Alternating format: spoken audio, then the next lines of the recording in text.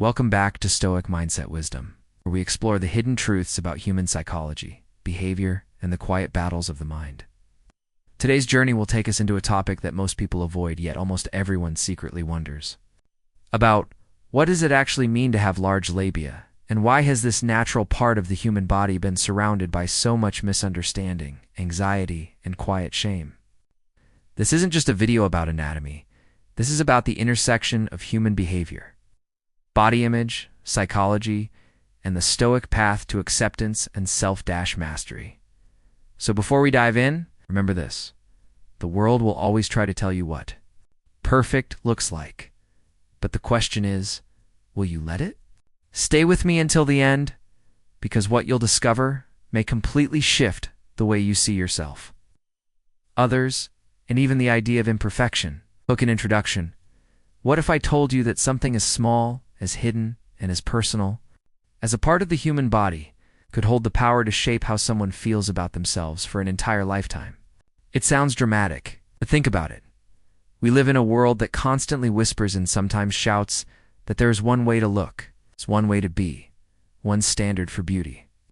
Yet when you pause, when you step back, you realize the truth is very different. Section 1.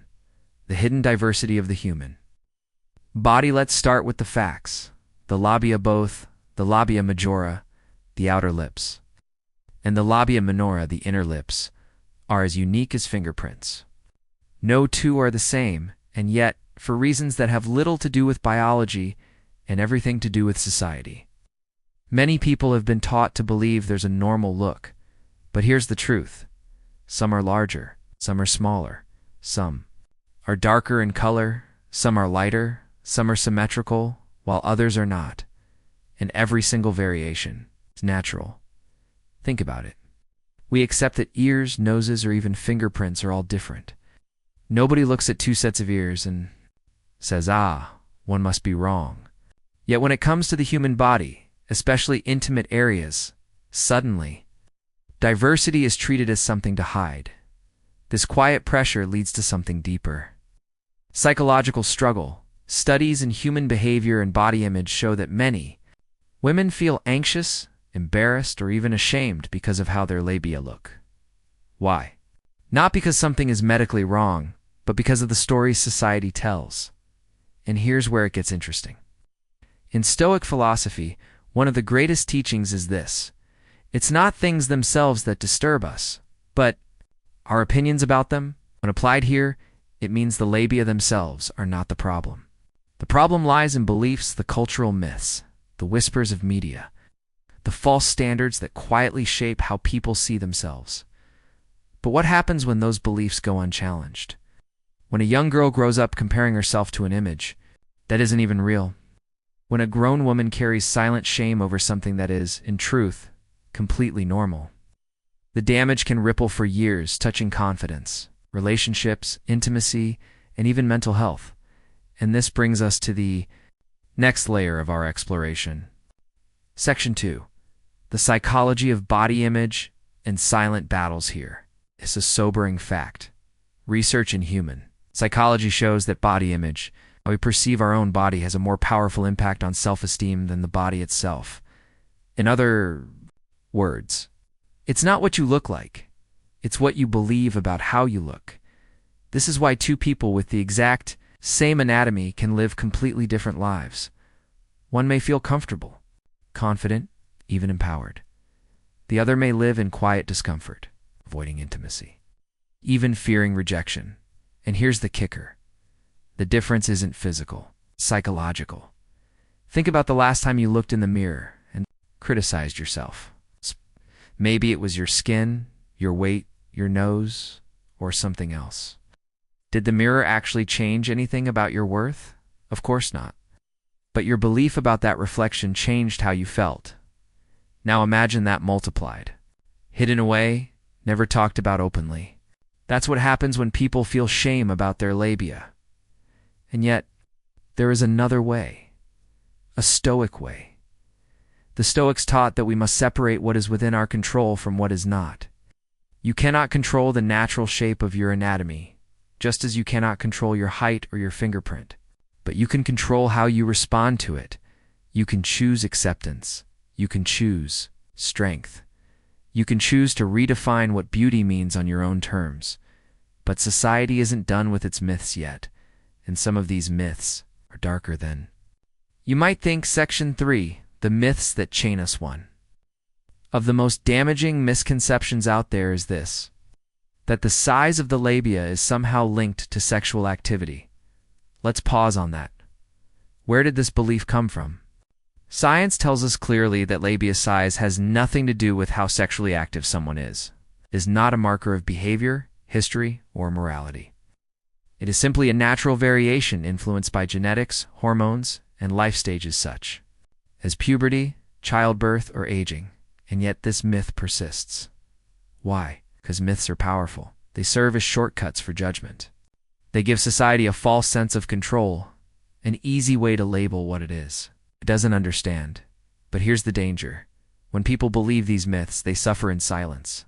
They carry shame for something that was never a flaw. And often, this leads to destructive behaviors, unnecessary surgeries, or years of feeling less than. This isn't just about anatomy anymore. This is about identity, psychology, freedom from false chains. But here's the real question. If myths can shape how we see ourselves, what happens when we finally confront them? Section 4. The silent weight of comparison. Let me ask you something personal. When was the last time you compared yourself to someone else? Be honest. Maybe it was a friend, a celebrity, or even a stranger you scrolled past online. This is one of the most universal human behaviors, the habit of comparison. And while comparison in itself isn't always harmful, the direction of that comparison often is. Here's what psychology teaches us.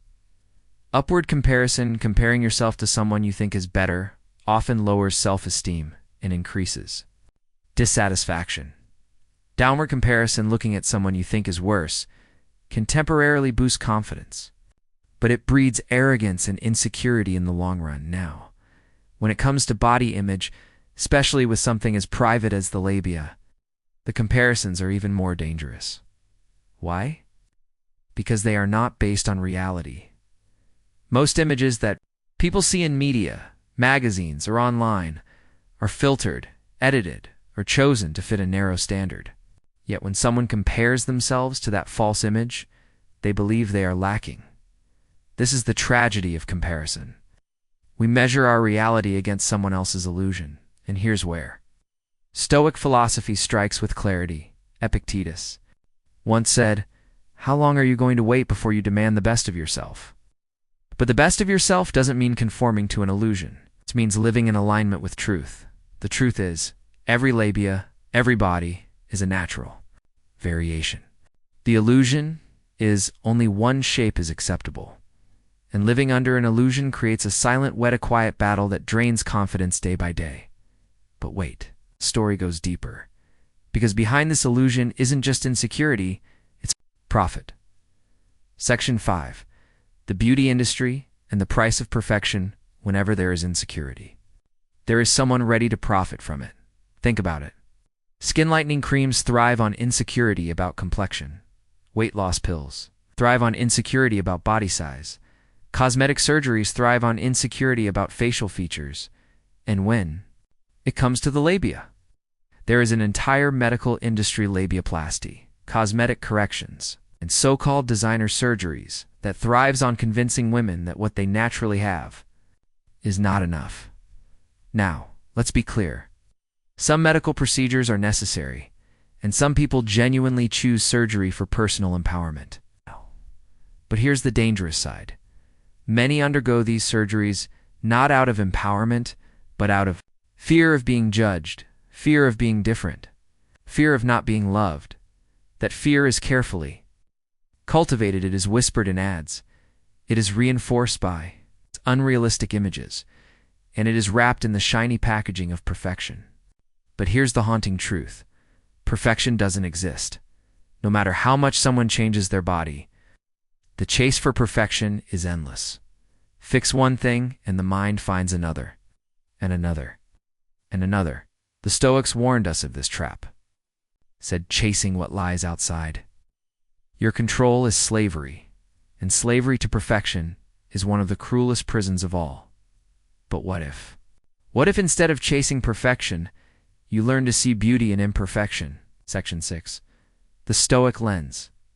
Imperfection, as Strength Marcus Aurelius wrote. Everything we hear is an opinion, not a fact. Everything we see is a perspective, not the truth. Let that sink in. If society says one body type is beautiful, that is not truth, it is only opinion. If media tells you one shape of labia is acceptable, it is not fact, it is perspective. And here's the powerful shift. Once you recognize opinions as opinions, you are free. Because freedom is not about changing your body to fit a mold. Freedom is about changing your mind to recognize that the mold was never real in the first place. Imperfection, in the Stoic sense, is not weakness, it is strength. Why? Because it reminds us of our humanity. It reminds us that we are not machines, not carbon copies, but unique living beings. And the irony, the very thing that someone hides in shame could be the very thing that makes them unforgettable.